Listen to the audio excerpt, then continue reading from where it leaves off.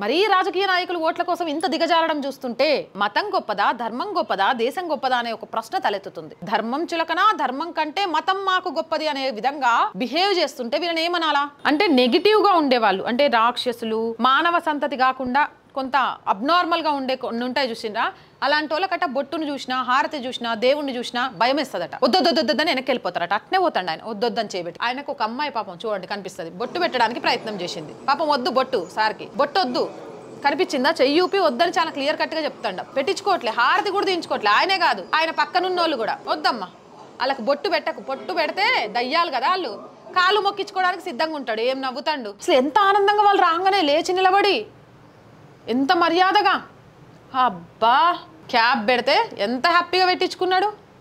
ఇది ముస్లిం సాంప్రదాయ ప్రకారం ఇలా వేసుకుంటారు కర్చీఫ్ని వాళ్ళు నమాజ్ చేసే టైంలలో ఎక్కువగా నేను చూసిన. ఎంత స్మైల్ అన్నకి, అరే ఎందుకంటే వాళ్ళ ఓట్ల కోసం ఏం చేయడానికైనా సిద్ధమయ్యే కాంగ్రెస్ పార్టీలో ఉన్నావు కదా నువ్వు. కర్ణాటక కల్చర్ కోసం పాటుపడతాడట. ఇలాంటి వాళ్ళందరికీ హిందీ భాష వద్దు, అరబిక్ కావాలి, ఇలాంటివి కావాలి.